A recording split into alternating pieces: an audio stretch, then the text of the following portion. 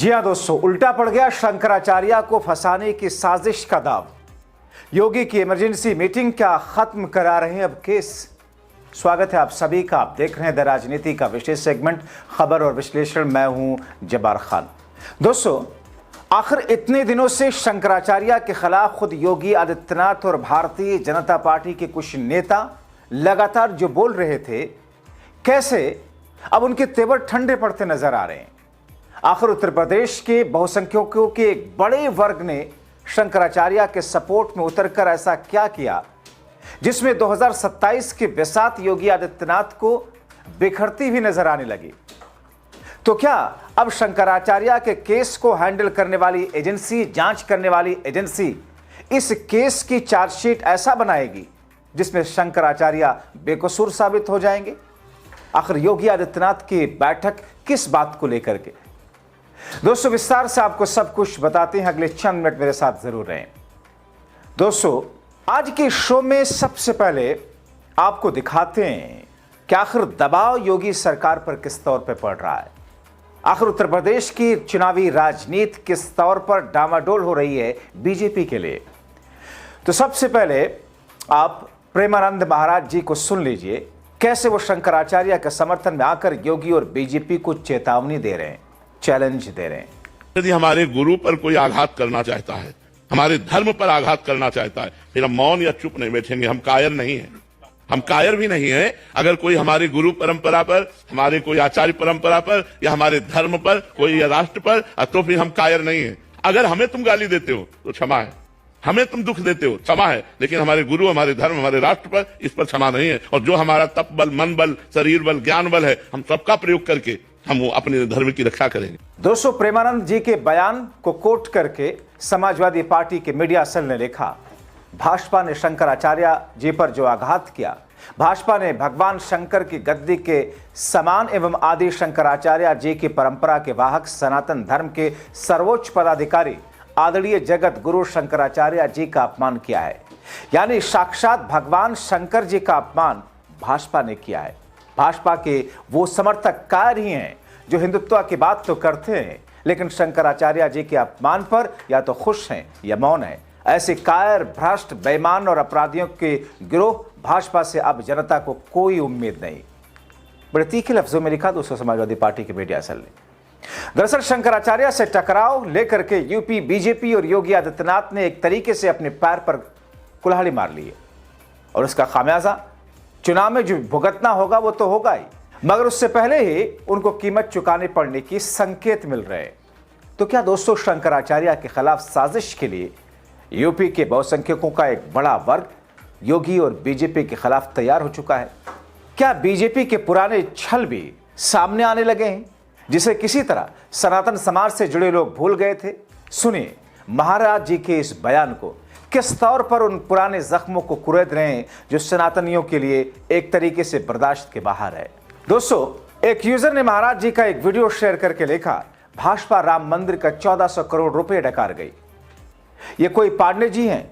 अशोक सिंघल की मौत, प्रवीण तोगड़िया का सड़क पर लावारिस मिलना और ऐसे आदि बड़े गंभीर आरोप लगा रहे हैं नरेंद्र मोदी और भाजपा पर। हिंदू महासभा राम जन्मभूमि का मुकदमा लड़ रहा था। यही लाल कृष्ण आडवाणी सहित भारतीय जनता पार्टी और आरएसएस के प्रमुख नेताओं ने हमारे नेताओं से संपर्क किया और उन्होंने कहा कि भाई साहब, आप लोग इस तरीके से मुकदमे लड़ते रहेंगे, अगर आप कहें तो इसका हम राजनीतिकरण कर दें और अपनी सरकार बन जाएगी तो राम जन्मभूमि का मुकदमा ठीक ठाक हो जाएगा। और साहब, हम लोग साइलेंट हो गए। अपनी छाती में इनको बैठाकर पूरे भारत में रथ यात्रा निकाली और उस रथ यात्रा से इकट्ठा हुए 1400 करोड़ रुपए ये लोग डकार गए, जिसका आज हिसाब नहीं है। तो 1400 करोड़ रुपया ये खा गए। हिंदुत्व के नाम पर जो भी प्रखर नेता आगे आता है, कहने के लिए थोड़ा सा बुरी बात है लेकिन कहना जरूरी है, अशोक सिंघल जी को मैंने पत्र लिखा। हमने कहा 1400 करोड़ रुपया जो राम जन्मभूमि का इकट्ठा हुआ कहाँ गया? अशोक सिंघल जी से हमारा बड़ा आत्मिक लगाव था। उन्होंने उसका जवाब दिया और मुझे फ़ोन किया कि पांडे साहब, मैं अयोध्या जा रहा हूँ, आप आ जाओ, आपसे कुछ बात करना है। मैं जब अयोध्या गया तो एक गले में वो पीला टॉवल रखते थे, उन्होंने जो शिला रखी हुई थी उसकी धूल झाड़नी शुरू कर दी। हमने कहा कि ये क्या कर रहे हो? बोला, पांडे जी, मेरा अंतिम सपना है कि किसी तरीके से मेरे जिंदा रहते ये मंदिर का निर्माण हो जाए। साहब, उन्होंने हमारी उनकी काफ़ी गंभीर चर्चा हुई। उन्होंने कहा पांडे जी अभी नहीं तो कभी नहीं। तो हमने कहा क्या करोगे, आप लड़ तो सकते नहीं। बोले कि अब मोदी है और लड़ूंगा भी और विरोध भी करूंगा। और साहब अशोक सिंघल जी एक स्वस्थ व्यक्ति जिसके साथ हमने 2 दिन बिताया, वो दिल्ली जाता है और अचानक उसकी मौत हो जाती है। प्रवीण भाई तोगड़िया जिसके पास जेड कैटेगरी की सुरक्षा हो, जो पेशाब करने बाथरूम में जाता है तो पहले बाथरूम चेक होता है, और वो रोड के किनारे लावारिस पड़ा मिले, उसके सिक्योरिटी का पता नहीं और उसका पता नहीं। कमलेश तिवारी जिसकी सिक्योरिटी के लिए 24 गार्ड नियुक्त थे, हमारे पास उसके पत्र हैं साहब, और उस आदमी की हत्या हो जाती है और हत्या का कारण सिर्फ ये होता है कि उसकी सुरक्षा में कमी कर दी जाती है। तो बीजेपी के समय में मैंने ये देखा कि जितने हिंदूवादी प्रखर नेता हुए हैं उनकी एक एक करके हत्या कर दी गई। अभी 2 तारीख को हमारे पास लखनऊ से फोन आया। तो दोस्तों, एक तरफ उत्तर प्रदेश में सनातन धर्म के एक बड़े वर्ग का बड़ा हिस्सा, मेजोरिटियन हिंदुत्व से जुड़े हुए लोग शंकराचार्य के सपोर्ट में आकर खड़े हो गए, और इसका सीधा संकेत यह है कि योगी आदित्यनाथ के कदम से खुश नहीं है।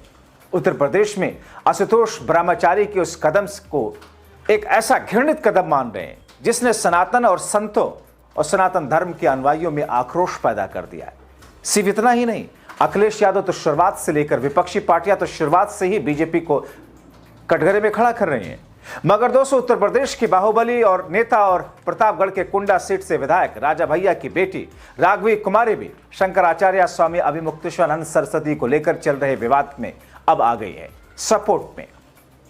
राघवी ने न केवल शंकराचार्य का पुरजोर समर्थन किया, बल्कि इस विवाद को सनातन परंपरा को कमजोर करने की एक गहरी साजिश करार दिया। राघवी कुमारी ने इलाहाबाद हाईकोर्ट में होने वाली सुनवाई से ठीक पहले अपनी बात रखते हुए कहा था कि शंकराचार्य का पद किसी व्यक्ति विशेष तक सीमित नहीं होता। यह 4 वेदों की जीवित परंपरा का सबसे उच्च आध्यात्मिक स्थान है। माघ मेले के दौरान उपजे तनाव और शंकराचार्य से पुलिस की पूछताछ पर चिंता व्यक्त करते हुए राघवी ने राज्य सरकार यानी कि योगी सरकार और प्रशासन की कार्यप्रणाली पर सवाल उठाया। उन्होंने ट्वीट कर स्पष्ट किया, राज्य की जिम्मेदारी केवल कानून व्यवस्था बनाए रखने तक सीमित नहीं होती, बल्कि धार्मिक भावनाओं का सम्मान करना, सामाजिक संतुलन बनाना भी सरकार का कर्तव्य है। अब दोस्तों, ऐसे में सवाल यह है कि आखिर अचानक चर्चा में कैसे आ गई राघवी, राजा भैया की बेटी, राजा भैया जो कि बीजेपी के साथ में चिपके हुए हैं, यानी कि बीजेपी का स्टैंड कुछ और उनकी बेटी का स्टैंड कुछ और। दोस्तों, जनसत्ता दल लोकतांत्रिक के अध्यक्ष रघुराज प्रताप सिंह उर्फ राजा भैया की बेटी राघवी सोशल मीडिया पर काफी एक्टिव रहती हैं, कई मामलों में वो मुखर रही हैं। राजा भैया और उनकी पत्नी मानवी सिंह के साथ चल रहे विवाद में भी अक्सर मां की तरफ से सोशल मीडिया पर मोर्चा संभाला। राजनीतिक और सामाजिक गलियारों में उन्हें एक प्रखर युवा आवाज के रूप में देखा जा रहा है। राघवी का यह बयान ऐसे समय में आया जब शंकराचार्य के खिलाफ हिंदू समाज में तीव्र ध्रुवीकरण देखने को मिल रहा है। राघवी के इस समर्थन ने साफ कर दिया कि यह मामला अब केवल कानूनी नहीं बल्कि एक बड़े सामाजिक और राजनीतिक विमर्श का हिस्सा बन रहा है। दोस्तों, अब संत समाज ये कह रहे हैं कि आदरणीय शंकराचार्य जी उनके बुजुर्ग शिष्यों, बुजुर्गों, साधकों के साथ बीजेपी शासित बिष्ट सरकार ने जुल्म और सितम किया। लातों, घूसों, चप्पलों, जूतों से, थप्पड़ों से मारा पीटा गया।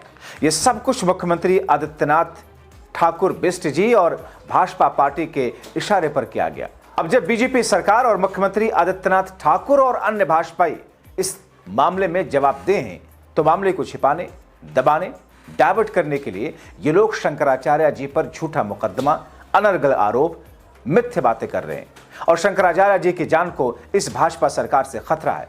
इस भाजपा सरकार, आदित्यनाथ ठाकुर बिष्ट सरकार में हर वो इंसान खतरे में है जो बीजेपी सरकार के जातिवाद, भ्रष्टाचार, अपराध और व्यवस्था पर सवाल खड़ा कर रहा है। भाजपा सत्ता, अत्याचार और अपराध में नंबर 1 है। दोस्तों, जिन सख्त शब्दों के साथ में इसमें अपने भाव को इन्होंने प्रकट किया है, जाहिर तौर पर यह दर्शाता है कि आक्रोश का स्तर क्या है। तो एक ऐसी स्थिति दोस्तों, जब उत्तर प्रदेश में ऐसा लग रहा था कि शंकराचार्य के खिलाफ केस हो जाए, शंकराचार्य के खिलाफ में कोर्ट का आदेश आ जाए, जेल चला जाए और सब कुछ मोदी शाह के अकॉर्डिंग न्यू नॉर्मल होता रहेगा। योगी आदित्यनाथ को भी शायद यही लगा था, मगर ऐसा हो न सका। उत्तर प्रदेश में इस पर न सिर्फ कोहराम है, बल्कि योगी आदित्यनाथ अकेले पड़ते दिख रहे हैं। चुनावी राजनीतिक तौर पर उनकी बिसात बिखरती दिख रही है। इसीलिए इस पूरे मामले में उनकी के फैसले से जो डैमेज हो रहा है उनको या उनकी पार्टी को, उसको कंट्रोल करने के लिए नए सिरे से सोच रहे हैं। वो कहा यह जा रहा है कि मीटिंग दरअसल उसी के लिए।